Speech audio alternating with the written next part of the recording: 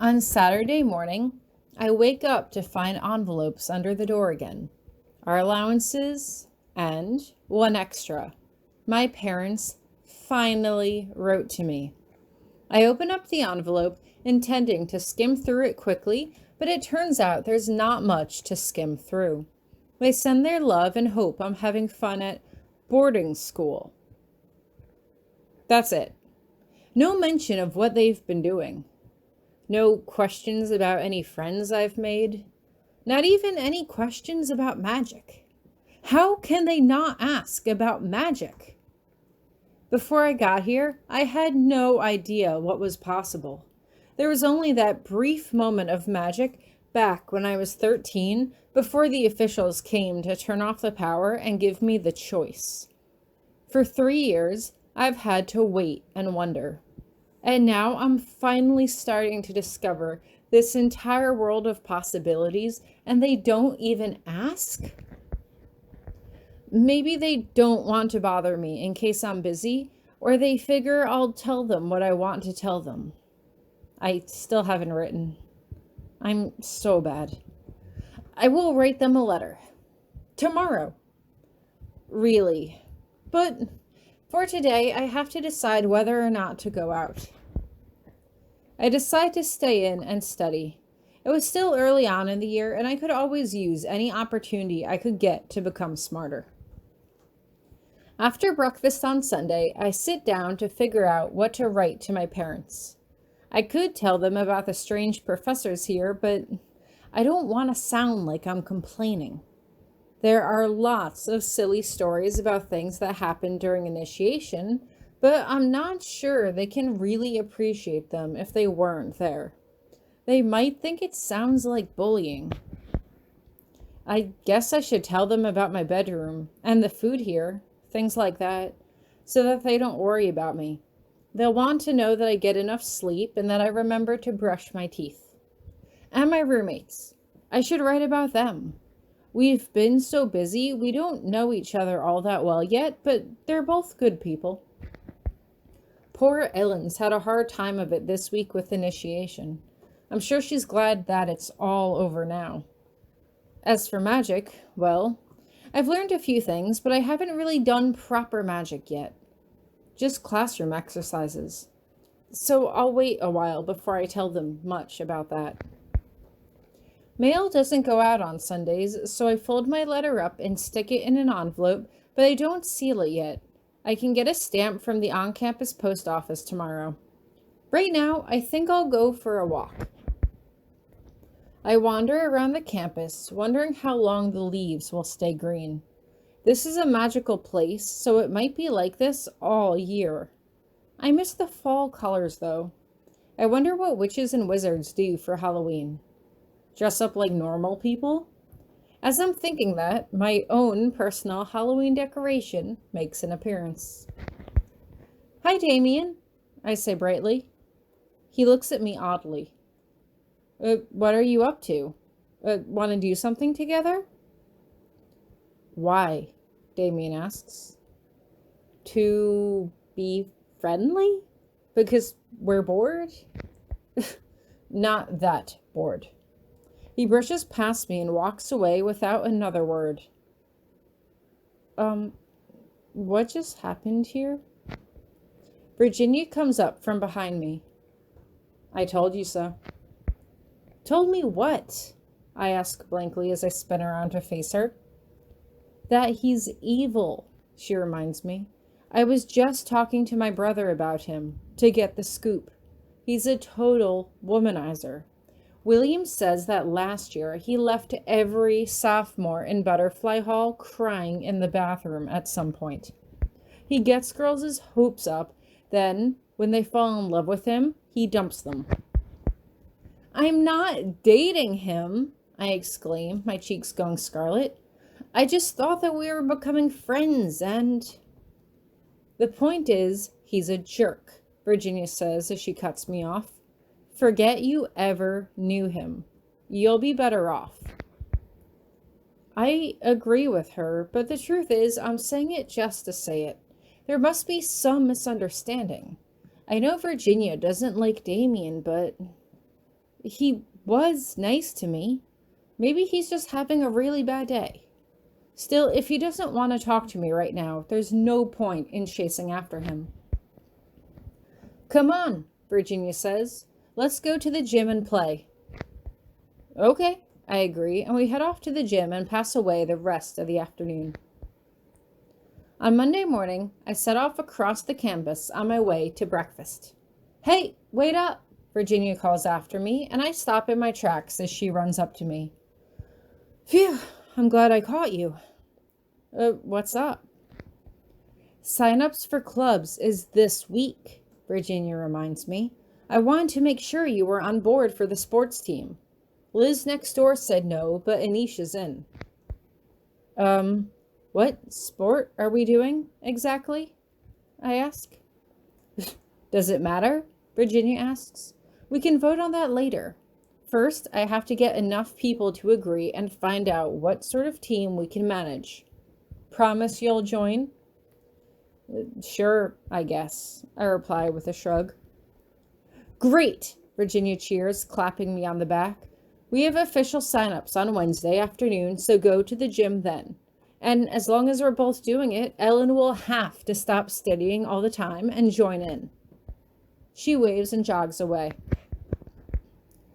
After breakfast, I decide to take up blue magic for the rest of the week again. I learned Farsight that afternoon. It only costs 1 mana to perform and allows the caster to view a nearby known location. On Wednesday, I learned Darkness.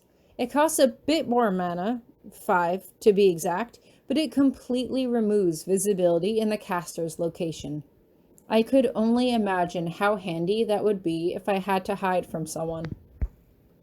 That afternoon, I arrive at the gym to see a haphazard collection of booths and tables and a clouds of underclassmen swirling around them. Raven Darkstar from Snake Hall is with a group that appears to be the Drama Club. Someone else has a Save the Dragons banner. Save them from what? Ellen's already here. She is standing by the wall and looking around before she finally joins the throng. Hey, you guys, Virginia says as she comes up to us. Come on, you have to put your names on the form to make it official. My sign-up's over there. Ellen appears hesitant, but Virginia grabs us both and drags us over to her station. Sign it! Sign it! All right, already. Let go of my wrist, Ellen huffs. Sorry, Virginia says as she backs away. You guys sign it. I have to go grab some more people. As she hurries away, Ellen sighs and picks up the pen. Still, she seems to hesitate a moment before signing her name. You know, you don't have to join just because she tells you to. If you're not into sports... Huh? Ellen asks, crossing her arms over her chest. Are you saying I look like I can't play? What? No, I exclaim. I just don't want Virginia to bully you. That's all. Ellen rolls her eyes. Whatever. Sorry. No, I'm sorry. Ellen shakes her head. It just makes me mad sometimes. At gym classes in my old school, I was never the first one picked for teams, even for games I'm really good at. Nobody notices what I'm good at. Well, that means they're dumb and they underestimate you so you can clean their clocks, right? Sometimes, Ellen agrees with a faint chuckle. I wait for Ellen to write her name on the form, then I sign beneath that. I'm going to look around and see what other clubs there are, okay? Ellen asks. Yeah, I guess I should too. I wonder if magical universities care what clubs you were in at magical school. Is there a magical honor society? As Ellen and I move around the room, I see someone jump onto the stage. It's Donald, Virginia's other brother. He pounds his fist on his chest a few times, then takes a deep breath and begins singing. Brooms for old shoes, pouch rings, boots, and bushkins. He has a surprisingly good voice, strong and clear, even if the words are nonsense. Will ye buy any new broom? He continues. Jacob from Falconhall stands up beside him and starts the song from the beginning as Donald continues. It's a round, like Frère Jacques, but a strange one. After they finish singing about spools and sealing wax or whatever, the boys make a grandiose bow, and I applaud along with the other students who are paying attention. It's not my kind of music, but they were pretty good at singing it. Come this way to sign up for choral, Donald announces. They wave and jump down from the stage. Choral sounds like fun, Ellen says as she makes her way over to me.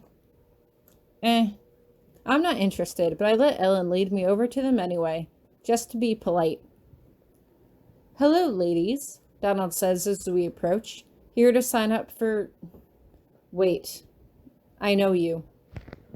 How much rehearsal do you have to do to be in choral? Ellen asks, but Donald acts as though he didn't even hear her. You're Urchin's roommates. What are you doing here? She said you were joining her stupid sports thing. I can't do both? Ellen asks. Well, what if we schedule things at the same time? Donald asks. You gotta pick which side you're on, mine or hers. That's rude, I say, but Ellen just laughs. It's okay. I know how you feel. I have a little sister too. You do? I ask blankly. You've never mentioned her. We're very different people, she admits at length. Jenny is not interested in magic, or books, or sports. She just wants to be a ballerina and have everybody love her. Is she spoiled rotten? Donald asks. Does she get away with everything, even if she started it? Basically, Ellen replies, and Donald laughs. See, little sisters are a menace. One time, Urchin melted a cherry ice pop all over my math workbook, and Mom and Dad wouldn't believe I didn't do it. As if I'd eat that junk.